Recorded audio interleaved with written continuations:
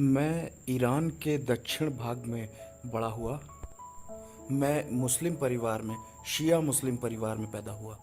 मेरे दादाजी एक मुस्लिम नेता थे। उनके 19 बच्चे थे और उन 19 बच्चों से 84 नाती पोते थे। और जाहिर सी बात है कि उनमें से किसी एक को ही उन्हें चुनना था जो कि हमारी मजहबी तालीम को और ज़िंदगी को आगे बढ़ा सके अगली पीढ़ी के लिए। उन्होंने कहा, उन्होंने देखा कि मेरे जीवन में कुछ घटनाएं घटी हैं जिनमें मुझे मर जाना चाहिए था, कुछ एक्सीडेंट जिन पे मुझे मरना था। हर बार, जितनी बार भी कोई खतरा मेरी तरफ आता था, मैंने हमेशा महसूस किया कि एक परछाई जैसा कोई व्यक्ति मेरे साथ हमेशा बना रहता है। मैंने दूसरों से भी बड़े खुल के इसके बारे में बात की है और मेरे दादाजी ने इन बातों को एक साइन के तौर पर देखा कि हमारे इस्लाम की पुरानी रूहें इसको देखती आ रही हैं, इसकी निगहबानी कर रही हैं और इसे बचाती आई हैं। उन्होंने हमेशा मुझे अपनी नज़दीकी में रखा और इस्लाम की वो सारी बातें मुझे सिखाई जो मैं जानता हूँ। और मैंने हिजबुल्लाह को भी ज्वाइन किया। मैं उनकी सेना में लगभग 3 साल रहा और मैंने वहाँ बहुत ज़्यादा कुरान पढ़ी।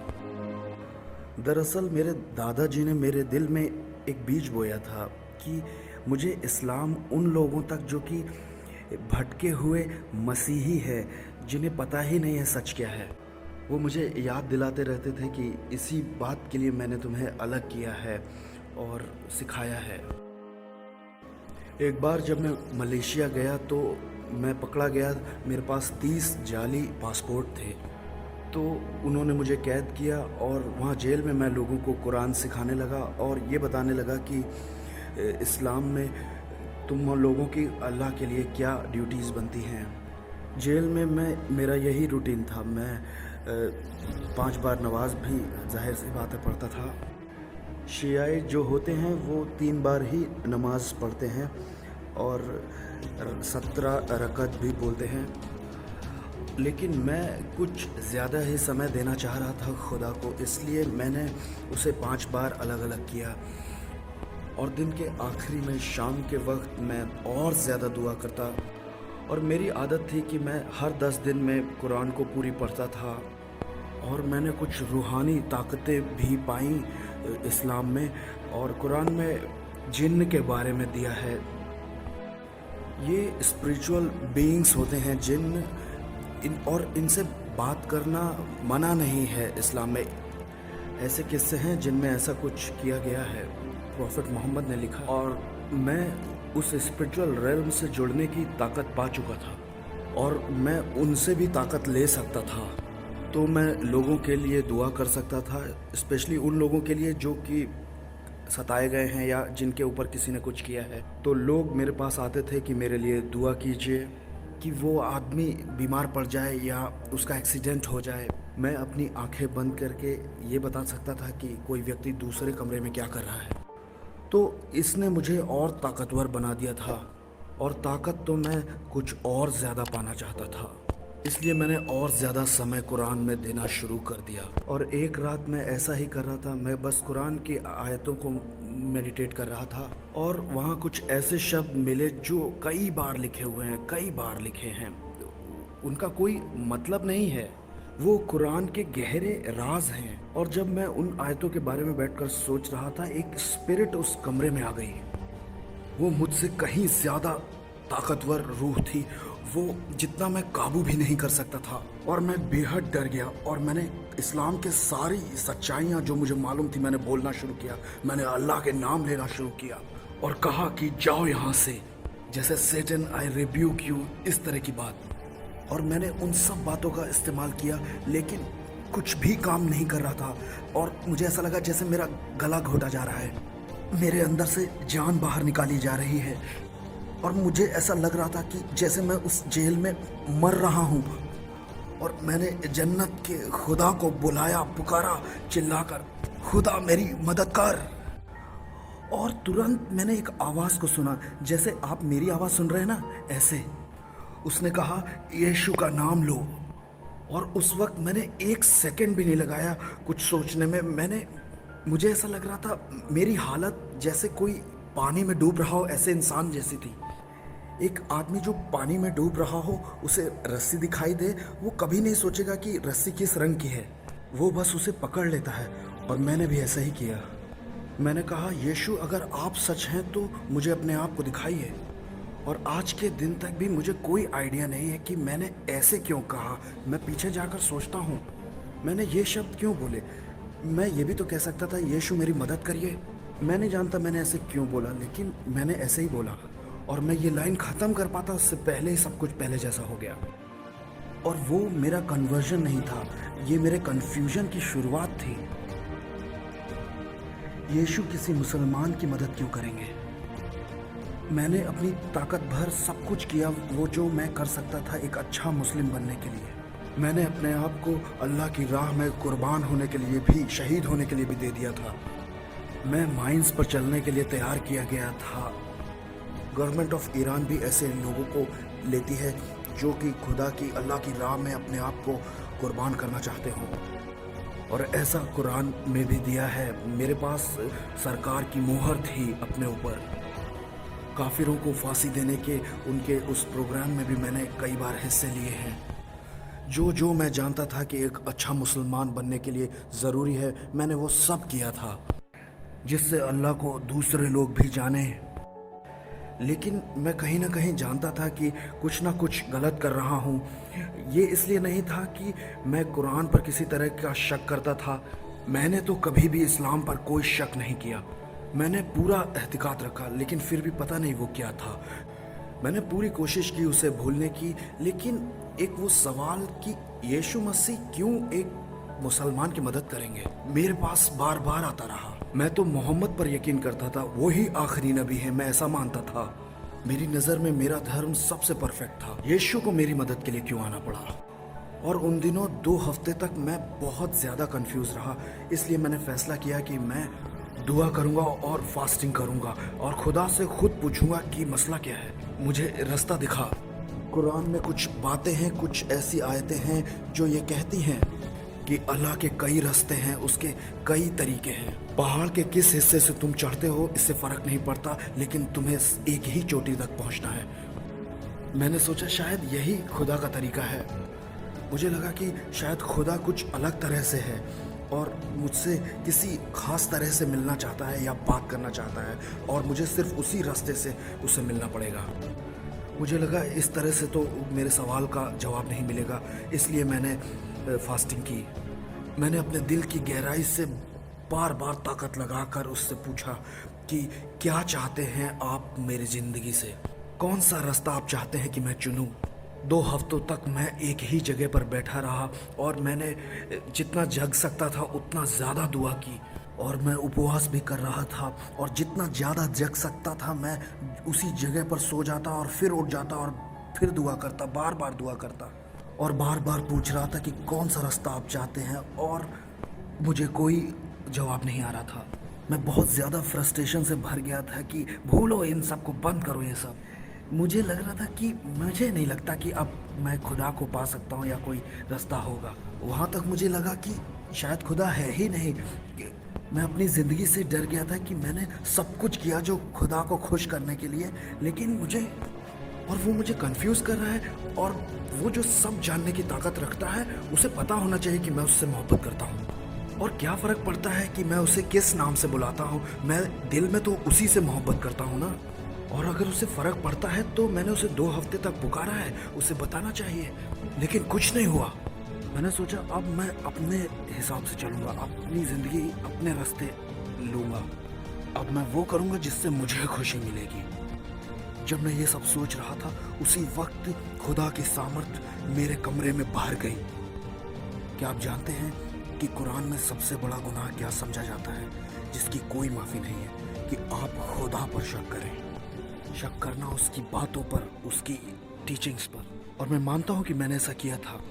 कुरान सिखाने वाले हमेशा आपसे कहेंगे कि खुदा खुद कभी किसी से मिलने नहीं आता, किसी इंसान से नहीं। और मैं डर रहा था कि मैंने वो गुनाह कर दिया है इस्लाम के हिसाब से, जो कि माफ़ नहीं किया जाएगा। खुदा की हुजूरी उस कमरे में थी और मैं इस बात से रूबरू हुआ कि वो कितना पाक है। ये जो कुछ हो रहा था सब एक साथ चल रहा था और मैं उसकी पवित्रता से रूबरू हुआ और एकदम से मुझे पाप का बहुत सारा बोझ मुझ पर मालूम हुआ। मैं जानता था, बस मुझे पता था कि वो जस्ट है, इसलिए वो मुझे मार भी सकता है, वो मुझे धरती पर से मिटा भी सकता है। और मैं तो एक गुनाह से भरा हुआ इंसान हूँ। मैं बिल्कुल चुप था क्योंकि मुझे लग रहा था कि मैं मर जाऊंगा। मेरे पास कोई दूसरा मौका नहीं है और वो इतना होली है, इतना पाक है, और मैं बुराई से भरा हुआ एक इंसान। मैं उस कमरे के कोने में भागा और मैंने अपने हाथों से अपना चेहरा छुपा लिया और मैं चिल्लाया, खुदा मुझे माफ कर, खुदा मुझे माफ कर। मैं बोलता जा रहा था, मुझे माफ कर, मुझे माफ कर, मुझे माफ कर, मुझे माफ कर। और जब मैं रो रहा था बुरी तरह से, तो एक हाथ आया जिसने मुझे कंधे पर छुआ और कहा, मैंने तुम्हें माफ किया। और जैसे ही वो इंसानी हाथ मुझ पर रखा गया, मुझे एकदम से तुरंत पता चल गया कि मैं फिजिकली माफ कर दिया गया हूँ। और मैं कुछ समझ नहीं पाया। मैंने कहा, एक मिनट रुको। मैंने कहा, बिस्मिल्लाहिर्रहमानिर्रहीम, मतलब खुदा जो दयालु है, रहम करता है, लेकिन हम नहीं जानते कि हम उस जजमेंट डे से पहले कभी भी माफ़ किए जाएंगे। इसलिए कुरान में ऐसी कोई भी आयत नहीं है कि मोहम्मद जन्नत में है। उसे भी इंतज़ार करना है हम सब की तरह ही उस दिन का, उस कियामा के दिन का, द डे ऑफ रिजरेक्शन। और उस दिन हम सब का न्याय होगा। तो ये कौन सा खुदा है जो मुझसे कहता है कि मैं तुम्हें माफ़ करता हूँ और मुझे आज भी माफ़ किया हुआ महसूस होता है। और मैंने उनसे पूछा, आप कौन हैं?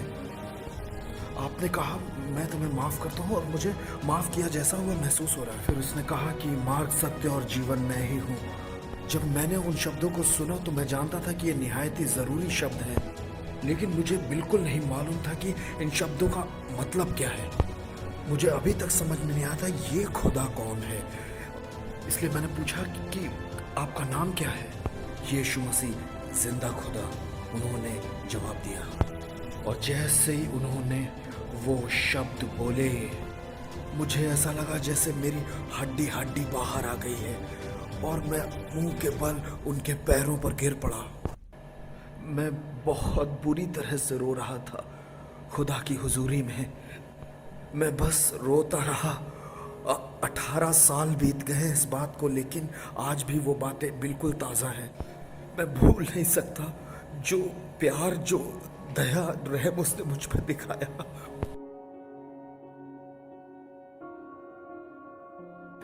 मैं भूल नहीं सकता जो उसने मुझसे कहा कि मैं तुम्हें माफ करता हूं। मैंने उस माफी को महसूस किया है। मैं सिर्फ उसके पैर पर पड़ा हुआ था। मैं रोता ही जा रहा था क्योंकि मैंने इतने साल लगाए खुदा को खुश करने में, लेकिन कुछ भी नहीं हुआ और उनमें से किसी बात ने उसे खुश नहीं किया था। मुझे धोखा खाया महसूस हो रहा था कि उन्होंने मुझे बताया कि ये खुदा है और वो खुदा नहीं था।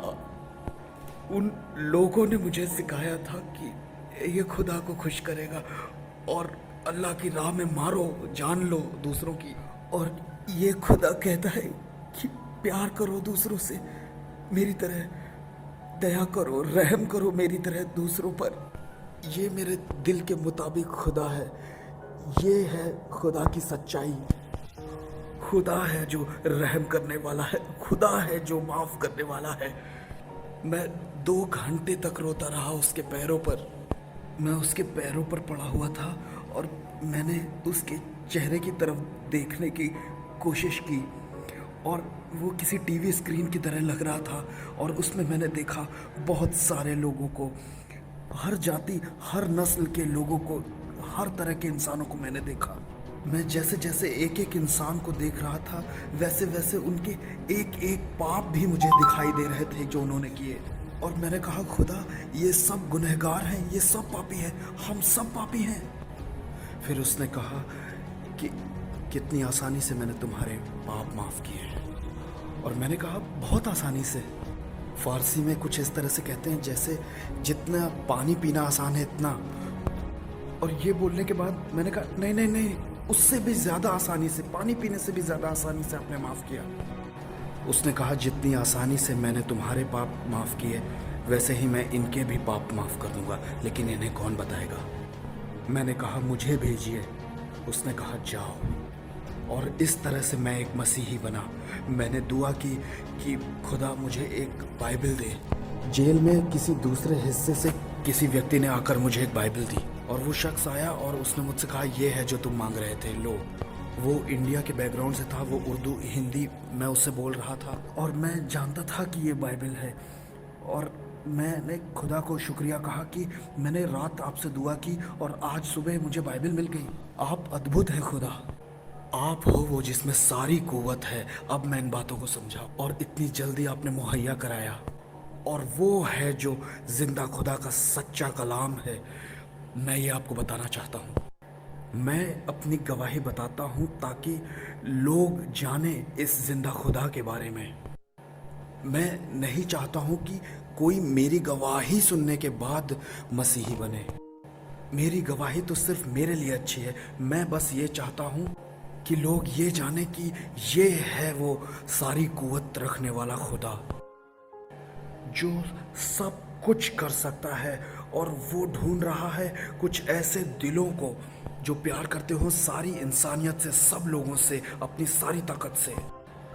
अगर आज कोई मेरी गवाही सुनता है तो मैं चाहता हूँ कि वो कहे कि जन्नत के खुदा, तू जो सच्चा है, सब कुछ बनाने वाला है।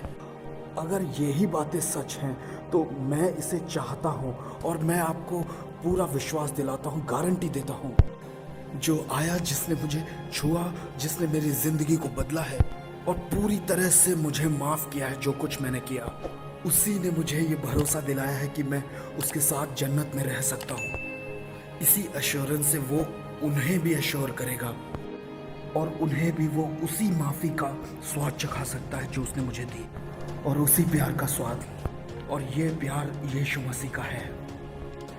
उसका नाम जलाल पाए हमेशा हमेशा। आमीन। मैं मुसलमान भाइयों और बहनों को सिर्फ एक ही राय देना चाहूँगा कि वो जो पूछते हैं कि क्या एक इंसान खुदा बन सकता है, बिल्कुल नहीं, कभी नहीं। ये असंभव है। इंसान खुदा नहीं बन सकता। लेकिन एक मुसलमान होने पर मैं ये मानता हूँ कि खुदा जो सबसे बड़ा है, सबसे ताकतवर है, जो कुछ भी कर सकता है, सब कुछ कर सकता है, तो क्या खुदा जो सबसे बड़ा, इतना बड़ा है, वो इंसान बन सकता है? क्या वो इंसान के शरीर में आ सकता है? हाँ, वो कर सकता है। तो ईसाई होने पर हम ये नहीं कहते कि यीशु खुदा का बेटा है क्योंकि खुदा ने एक बेटा पैदा किया है। नहीं नहीं, ना ना ना। लेकिन खुदा ने इंसान के शरीर में अपने आप को दिखाया है, पूरी इंसानियत को। मैं चुनौती देता हूं किसी को भी कि अगर वो पूछे यीशु मसीह को दिल से, अपने सही दिल से, और खुदा जानता है हम खुदा को टेस्ट नहीं कर सकते, हम खुदा से कोई सवाल नहीं कर सकते, लेकिन हम खुदा से पूछ सकते हैं पूरी तरह से एक हलीम इंसान बनकर, ये कहते हुए कि खुदा, सबसे बड़े खुदा, मेरे परिवार का कोई सदस्य बीमार है जिसे चंगाई की सचमुच बड़ी ज़रूरत है। मेरे पास सवाल है, मेरा दिल टूटा हुआ है, मैं चिंताओं से, डिप्रेशन से भरा हुआ हूँ और कोई डॉक्टर मेरी मदद नहीं कर सकता। मेरे पास कोई उम्मीद नहीं है। मुझे ऐसा लगता है जैसे मेरे पास सुकून नहीं है।